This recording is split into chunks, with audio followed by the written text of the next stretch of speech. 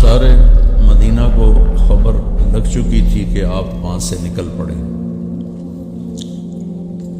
قریش نے 100 اونٹ مقرر کیے تھے آپ کو زندہ مردہ لانے پر، کہ جو آپ کو زندہ یا مردہ پکڑ کے لائے گا اس کو 100 اونٹ دے۔ سراقہ بن مالک انہیں اونٹوں کے لالچ میں پیچھے بھاگے تھے۔ تو قباء آتے اور انتظار کر کے چلے جاتے تھے۔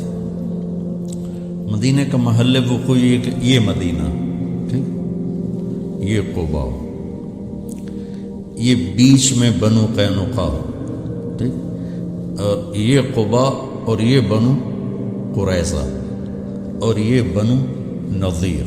یہ میں آپ کو نقشہ ہاتھوں سے بنا کے بتا رہا ہوں۔ یہ مدینہ، یہ بنو قینقاع اور یہ قباء، یہ بنو نذیر، بنو قریظہ اور یہ بنو نذیر، یہود کے جو 3 قبیلے تھے، نذیر، قینقاع، قریظہ، تینوں موسیٰ علیہ السلام کے صحابہ تھے، اور یہ تینوں یہاں اس لیے آباد ہوئے۔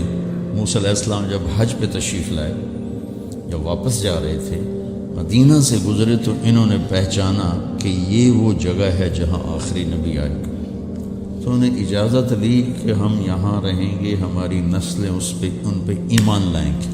وہ کم بخت ہوئی اعداء عدو بنے۔ جب اب خیبر سے گزرے تو کچھ لوگوں نے، چونکہ خیبر اور مدینے کا جغرافیہ ایک جیسا، میں خیبر بھی گیا ہوں، تو انہوں نے وہاں رہنے کی اجازت مانگی کہ ہمیں یہاں رہنے دیا جائے، آخری نبی آئیں گے تو ہم ان پر ایمان لائیں۔ ان سے لڑائیاں لڑنی پڑی، اور وہ بڑے جنگ کے بعد وہ فتح ہوئی۔ جو بالکل جاہل تھے وہ ایمان لے آئے، جو جاننے والے تھے وہ گمراہ ہو گئے۔ تو وہ انتظار کر کے چلے جاتے تھے، جب دوپہر چڑھ جاتی پھر چلے جاتے تھے۔ تو اب یہود کا علم دیکھو، بنو قینقاع کا ایک آدمی اپنے کوٹھے کی چھت پہ چڑھا، تو قباء کی طرف نظر پڑی تو غبار اڑ رہا تھا، غبار کچھ ایسے ہیولے سے نظر آ رہے تھے۔ یہ 8 ربیع الاول ہے۔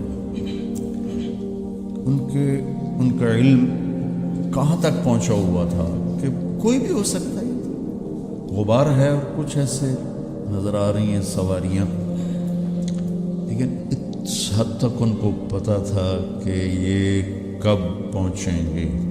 اس نے یوں منہ کر کے اعلان کیا، یا بنی قیلہ، قیلہ اوس خزرج کی ماں کا نام، یا بنی قیلہ جاء نبیکم۔ اتنا ان کو پتا تھا، اور ایمان سے محروم۔ تو اس دن وہ انتظار کر کے جا چکے تھے واپس۔ تو جب اعلان ہوا کہ تمہارے نبی آ رہے ہیں تو پھر سب نے دوڑ لگائی۔ تو ان کے آنے تک چونکہ فاصلہ ہے، 5-6 میل کا فاصلہ ہے، آپ اتر چکے تھے، اور ایک چٹان کی اوٹ میں آپ تشریف فرما تھے۔ اس میں سایہ، ستمبر کا مہینہ تھا، گرمی شدید تھی، تاریخ ممکن ہے آگے پیچھے 16 مجھے یاد پڑتی ہے۔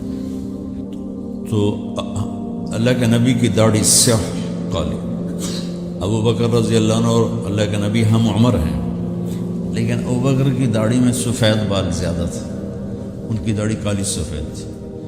اب مدینے والے تو نہیں جانتے، دیکھا ہوا نہیں ہے، تو انہوں نے قیاس کیا کہ یہ سفید داڑھی والا یہ نبی ہوگا، اور یہ ابو بکر ہوگا جو ساتھ کالی داڑھی والا۔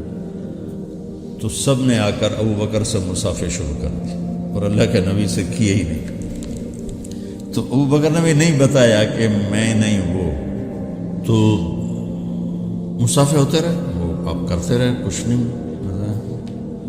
کچھ دیر جب گزر گئی تو سورج چٹان سے تھوڑا سا اوپر آ گیا، تو دھوپ آ گئی، تو ابو بکر رضی اللہ عنہ نے دوڑ کے اوپر چادر ڈال دی۔ اس پر پتہ چلا کہ یہ تو سارے مصافحے ہی غلط ہو گئے، یہ تو یہ نہیں، یہ نبی ہیں۔ تو پھر انہوں نے مصافحہ کی یا نہیں کی، یہ کہیں نظر سے گزرا نہیں۔ کیے ہوں گے پھر ادھر بھی. تو پھر قبا والے بھی آ گئے. تو کلثوم بن ہدم اس وقت مسلمان نہیں ہوئے تھے، بعد میں جو سارے ایمان لے آئے. ان کے گھر میں آپ کو بطور مہمان ٹھہرایا گیا. تو آپ اچھے نام سے فال لیتے تھے، غلط نام غلط معنی تبدیل فرما دیتے تھے. تو اس نے اپنے غلام سے کہا نجیح نجیح، کھجوریں لاؤ مہمان آئے ہیں. تو اللہ کے نبی نے ایک دم کہا نجح امرنا نجح امرنا. نجیح کامیاب، مکمل کام ہوگا. نجح ہماری ہجرت کامیاب ہو گئی. آپ نے اس کے نام سے یہ فال لی. پھر 4 دن آپ نے وہاں قیام فرمایا، اور ایک روایت میں 2 ہفتے قیام فرمایا. تو بہرحال جتنا بھی قیام تھا 4 دن تھا یا 2 ہفتے کا. دن جمعہ کا تھا جب اہل مدینہ آئے اور آپ کو چاروں طرف سے گھیر لیے، اور آپ اپنی اونٹنی قصوہ پر، یہ سارا سفر تھا، وہاں اپنے مسجد قباء بنائی جو اب بہت بڑی بن چکی ہے، قدیم پرانی، میں نے 84 میں دیکھی ہوئی، چھوٹی سی. تو سامنے بنو سلیم کا محلہ آ گیا اور جمعہ کا وقت داخل ہو گیا. تو پہلا جمعہ ادا کیا گیا. یہاں عبداللہ بن سلام آئے، آپ کا خطبہ بنو قینقاع، میں نے کہا وہاں کے بنو قینقاع کے تھے. تو آپ کا خطبہ سنا، آپ کا چہرہ دیکھا، کہا لیس بوجہ کذاب، کلمہ پڑھا، ایمان لائے. خطبے سے فارغ ہوئے اور چلے تو سارے قبائل کے سردار لائن بنا کے کھڑے ہو گئے. بنو نجار، بنو عبد الاشل، بنو بیاض اور اوس اور خزرج اور بنو سعد، بنو پتہ نہیں کتنے سب کا، یا رسول اللہ ہمارے پاس، یا رسول اللہ ہمارے پاس، یا رسول اللہ ہمارے پاس. سب کی تمنا. آپ خاموشی سے چلتے رہے. تو وہ سنیہ جو آتی ہے، سنیۃ الوداع، اس کے آگے دامن میں مدینہ، سامنے گھر بستی اور آگے میدان. اس میدان میں بچے کٹھے تھے، بچے بچیاں. ہم یہ آپ یوٹیوب پہ دیکھتے ہیں، بچے بچیوں کو نظمیں یاد کراتے ہیں تو وہ سنا رہے ہوتے ہیں، وہ پڑھ رہے ہوتے ہیں.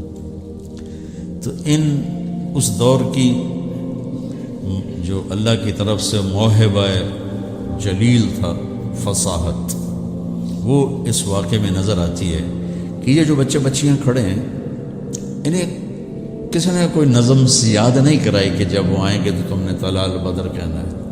وہ تو اپنے وہ شوق میں دیکھنے آئے ہوئے ہیں، چھوٹے بچے بچیاں. صورت واقعہ یوں کہ پہلے یوں اونٹنی کا سر باہر آتا ہے، کیونکہ یوں اور یوں آنا تھا. تو ایسے اونٹنی، اس کے سر کے پیچھے آپ کا سر، آپ کا چہرہ مبارک چھپا ہوا. جب اونٹنی یوں ہوئی اور آپ ایسے ہوئے تو سب بچوں کے منہ سے فی البدی بے ساختہ طلع البدر علینا. یہ پڑھا ہوا سبق نہیں تھا.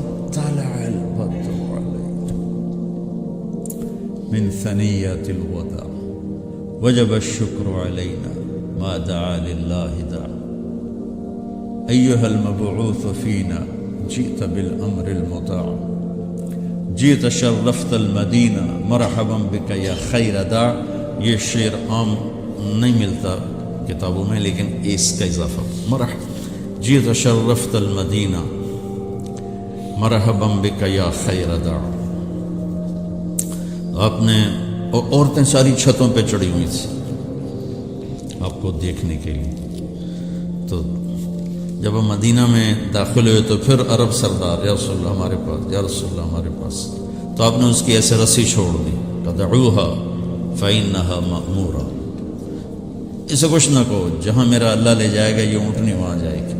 اور آپ کے دل میں تھا بنو نجار، چونکہ آپ کی دادی بنو نجار میں سے تھی، سلمہ جو عبد المطلب کی والدہ ہے، وہ بنو نجار سے تھی، جو ہاشم نے وہاں شادی کی تھی. تو آپ کی اونٹنی چلتے چلتے چلتے ایک کھلے میدان میں جا کے بیٹھ گئی، بستی کے وسط میں تھا، تو اس کو آپ نے پسند کیا اپنی مسجد کے لیے۔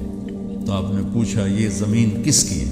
بعد میں، اس وقت میں بعد میں ان کا جی 2 یتیموں کی ہے۔